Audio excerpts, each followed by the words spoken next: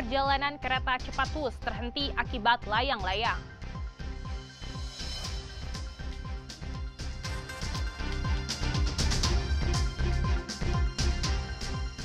Satuan Reserse Narkoba Polres Subang membekuk 23 tersangka sindikat pengedar narkoba.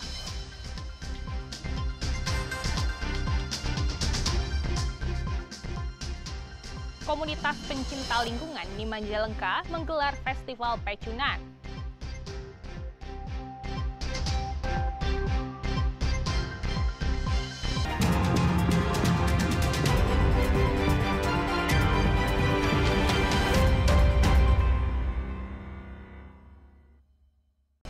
Selain ketiga informasi utama tadi, kami masih memiliki informasi menarik lainnya. Saya Dinda Farah akan menemani Anda dengan berita independen terpercaya. Kita simak Kompas Jabar selengkapnya.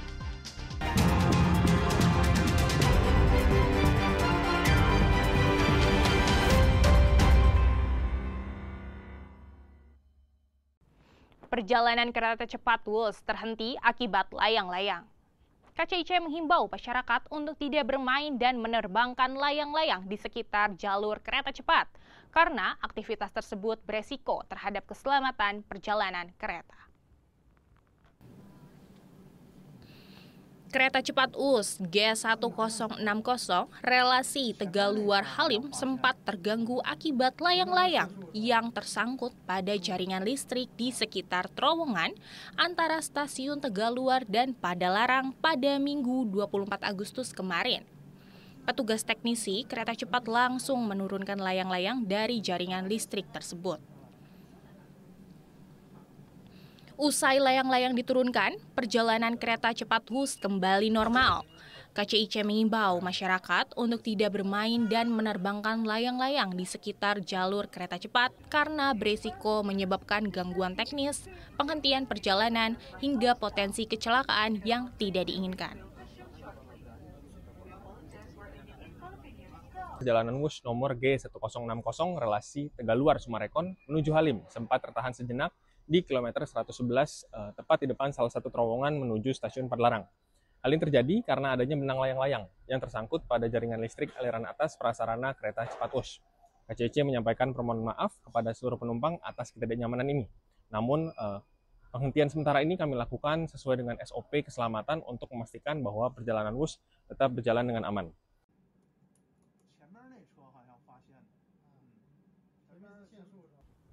6 bangunan yang dijadikan gudang di Jalan Gempol Sari, Kota Cimahi ludes terbakar. Menurut informasi warga, awal api berasal dari adanya suara ledakan di mobil.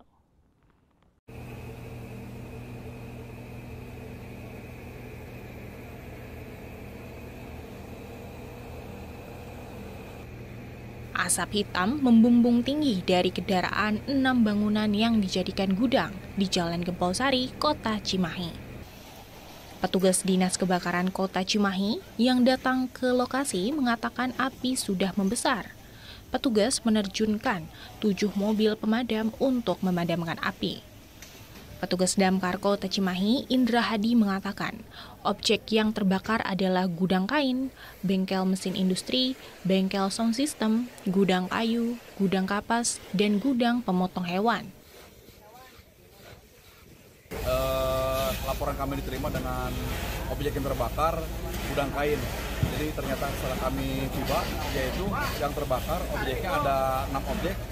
Salah satu yang pertama adalah gudang kain, yang kedua bengkel mesin industri, yang ketiga bengkel sound system, yang keempat ada gudang kaso atau perkayuan, yang kelima ada gudang kapas, yang terakhir adalah pemotongan hewan.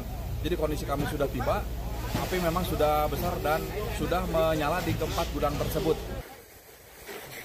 Proses pemadaman terkendala banyaknya bahan yang mudah terbakar dan angin yang kencang. Penyebab kebakaran diduga akibat korsleting listrik.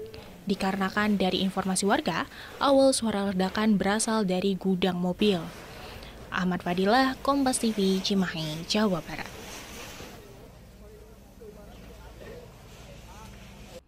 Badan Geologi mencatat adanya peningkatan aktivitas seismik di Sesar Lembang. Badan Geologi mengingatkan masyarakat untuk tidak panik, melainkan meningkatkan kesiapsiagaan bencana. Rentetan gempa kecil dalam beberapa waktu terakhir terjadi di sekitar sesar Lembang. Meskipun tidak menimbulkan kerusakan, hal ini menjadi sinyal adanya aktivitas seismik di jalur patahan sepanjang 29 km tersebut. Sejarah mencatat beberapa gempa merusak pernah terjadi, seperti pada tahun 2003 yang guncangannya terasa di Bandung, serta di Kampung Muril Cisarua pada tahun 2011 yang merusak ratusan rumah meski kekuatan gempanya bermagnitudo 3,3. Pihak Badan Geologi menyebut bahwa masyarakat tidak perlu terlalu fokus pada hitungan laju pergeseran sesar. Namun masyarakat harus memikirkan bagaimana cara memperkuat langkah mitigasi, di mana mitigasi pertama secara struktural, yakni dengan membangun bangunan tahan gempa. Yang kedua secara non-struktural, seperti pelatihan, sosialisasi, simulasi, dan pemetaan jalur evakuasi. Jadi dia tergolong sebagai sesar aktif, mau nggak mau masyarakat yang bermukim di sekitarnya ya harus meningkatkan upaya-upaya mitigasi. Jadi obat untuk pengurangan resiko bencana gempa bumi hanya ada 3. Pertama, tingkatkan upaya mitigasi. Mitigasi bisa secara struktural dengan membangun bangunan fisik tahan gempa bumi dan non-struktural. Misalnya melakukan pelatihan, sosialisasi, simulasi, menetapkan tempat dan jalur evakuasi. Ini penting, 2 upaya ini harus bersinergi.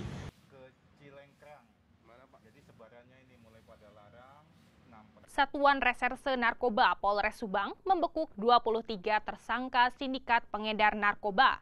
Informasi selengkapnya akan hadir sesaat lagi.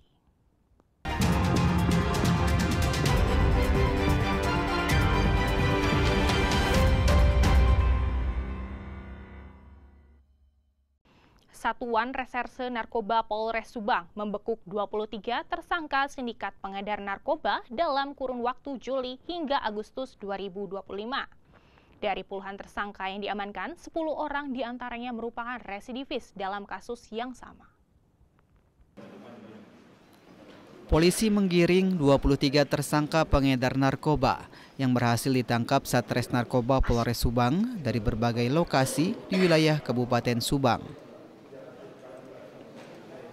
Dari penyelidikan polisi, barang-barang haram tersebut biasanya diedarkan di wilayah Kabupaten Subang dengan sasaran semua kalangan, mulai dari remaja, anak sekolah, hingga masyarakat produktif. Polisi saat ini sedang melakukan pendalaman dari mana para tersangka mendapatkan barang-barang haram tersebut. Selain mengamankan 23 tersangka, polisi juga menyita sejumlah barang bukti berupa sabu seberat 177 gram, ganja 317 gram, 6.712 butir obat-obatan terlarang, tembakau sintesis sebanyak 60 gram, serta sejumlah barang bukti lainnya. Dalam aksinya, para tersangka menggunakan modus COD dipetakan melalui aplikasi penunjuk arah dan sistem tempel di suatu tempat. Keberhasilan Sat Narkoba Polres Subang telah berhasil mengungkap kasus narkotika dan kesediaan farmasi tanpa izin di wilayah hukum Polres Subang pada periode bulan Juni sampai dengan Agustus 2025 dengan rincian sebagai berikut. Jumlah kasus atau laporan polisi sebanyak 20 kasus. Jumlah tersangka dari 20 kasus sebanyak 23 orang, seluruhnya berjenis kelamin laki-laki. Untuk mempertanggungjawabkan perbuatannya, para tersangka terancam hukuman mulai dari 5 tahun penjara hingga hukuman mati, serta denda 1 miliar hingga 13 miliar rupiah. Hal ini sesuai dengan tindak kejahatan yang dilakukannya. Henry Irawan, Kompas TV, Subang, Jawa Barat.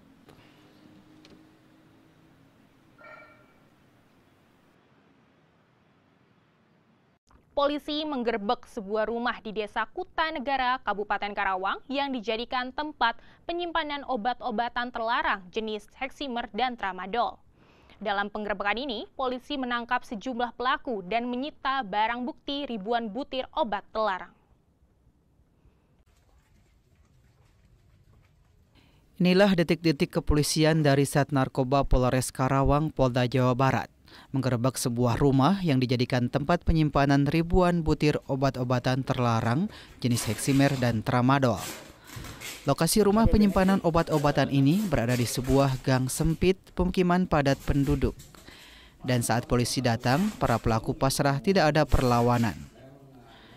Dari rumah pelaku, hasil penggeledahan tersebut ditemukan 3.162 butir obat keras tanpa izin edar, serta 8 botol kosong obat terlarang.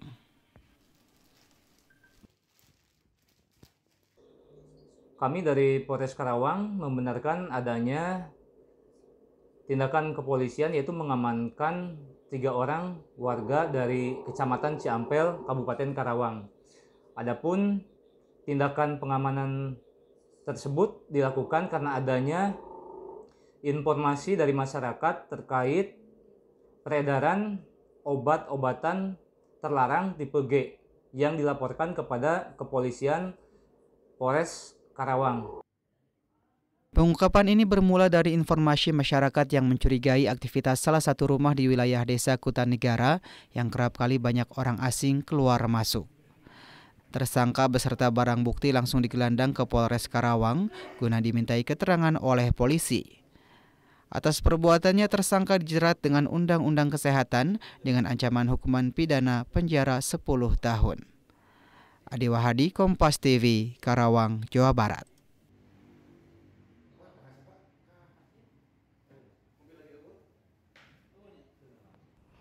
Seekor macan tutul bernama latin Panthera pardus melas nyasar dan masuk ke dalam kantor Balai Desa Kuta Mandarakan, Kecamatan Maleber, Kabupaten Kuningan.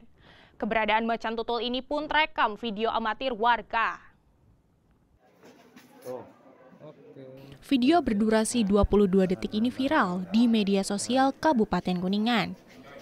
Video ini merekam jelas seekor macan tutul Jawa yang sudah berada di ruangan kantor Balai Desa. Keberadaan macan tutul yang nyasar dan masuk ke kantor Balai Desa mengundang perhatian warga.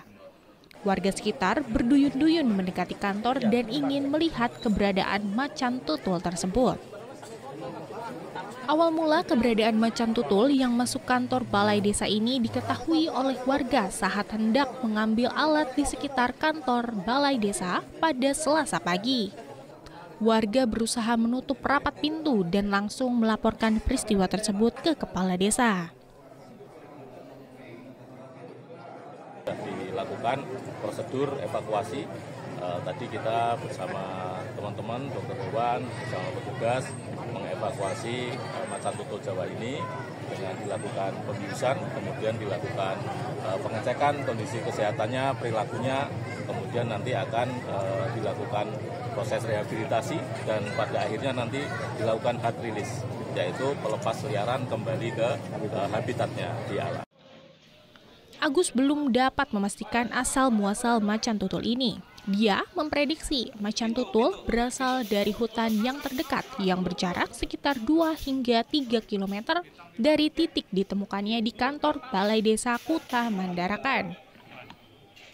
Macan tutul Jawa ini berjenis kelamin jantan dan diprediksi usianya sekitar 3 hingga 4 tahun. Muhammad Syahri Romdon, Kompas TV, Kuningan, Jawa Barat. Komunitas pencinta lingkungan di Majalengka menggelar Festival Pecinan. Informasinya sesaat lagi, tetaplah di Kompas Jabar.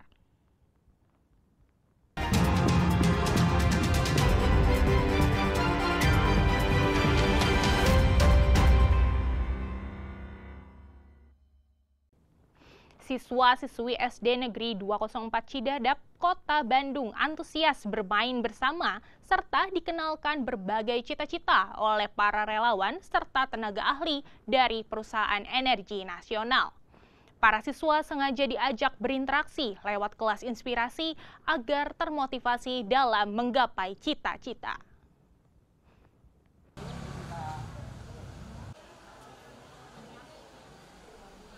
Dengan berbagai macam lomba yang seru dan menarik, para relawan dari perusahaan energi nasional memulai interaksi dengan para siswa-siswi SD dari SDN 204 Cidadap, Kota Bandung.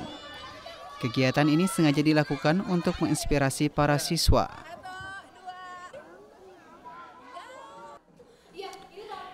Dengan berbagi cerita dan pengalaman dengan para relawan yang bekerja di perusahaan energi nasional, diharapkan bisa memotivasi para siswa untuk dapat memiliki cita-cita yang tinggi, serta semangat untuk terus belajar dan mencari berbagai peluang di masa depan.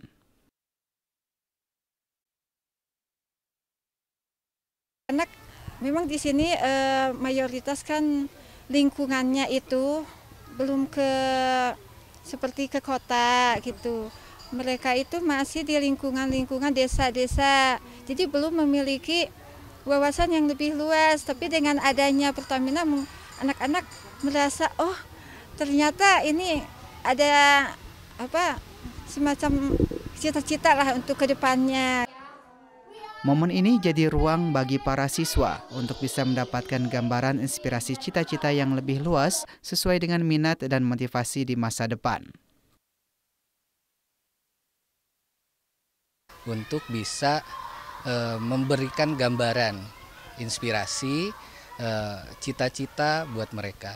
Supaya ada gambaran tidak hanya bergantung terhadap cita-cita orang tuanya. Jadi kita memberikan opsi lain, sehingga itu bisa berkembang untuk adik-adik kelas kita.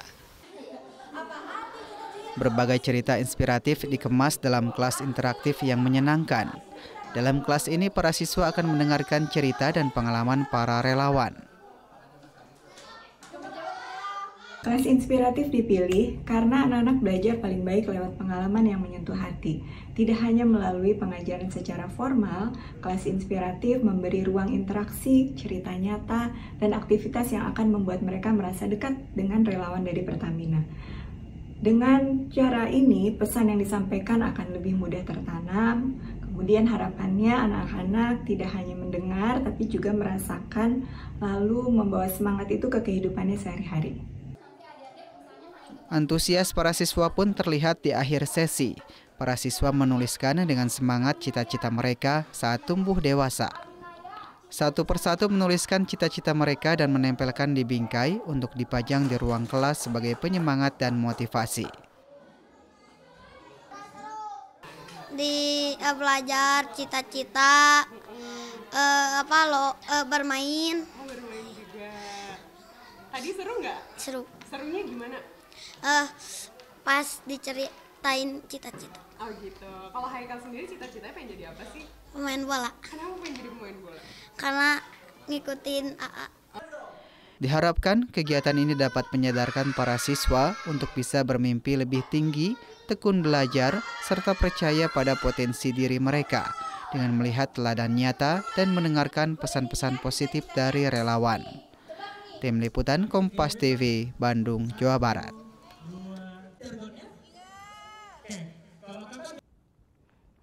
Komunitas pencinta lingkungan di Majalengka menggelar festival pecunan dan balap perahu di Sungai Cipelang, Kabupaten Majalengka. Festival pecunan atau balap perahu ini sebagai bentuk kampanye dan mengajak masyarakat untuk menjaga kebersihan sungai dari sampah. Festival ini disambut antusias masyarakat, baik dari Kabupaten Majalengka maupun dari luar Kabupaten Majalengka. Hal ini terlihat di sepanjang Sungai Cipelang yang dipadati oleh warga. Festival pecunan atau balap perahu ini juga sebagai bentuk kampanye dan mengajak masyarakat Kabupaten Majalengka untuk menjaga kebersihan sungai dari sampah. Ini pecunan yang keempat secara gebiar di tahun 2025, dan alhamdulillah ada penambahan satu item ataupun penampilan kebudayaan, yaitu 100 penari belentung. Bukan hanya tari topeng yang terapung, juga ada 100 penari belentung, dan ada peningkatan rakit hias dari tadinya 12 menjadi 17. Dengan adanya festival pecunan atau balap perahu ini, Bupati Kabupaten Majalengka sangat menyambut baik dan akan dijadikan agenda tahunan oleh pemerintah Kabupaten Majalengka. Luar biasa ya, dukungan publik begitu banyak hadir untuk melihat festival pecunan yang keempat ini. Saya ingin ini akan dijadikan agenda atau kalender tahunan dari Kabupaten Majalengka. Kita akan dukung dan kita semangatkan. Bupati Kabupaten Majalengka berharap dengan adanya kegiatan festival pecunan atau balap perahu ini dapat diikuti dan diterapkan oleh warga Majalengka lainnya. Fadlianto Sugiono, Kompas TV, Majalengka, Jawa Barat.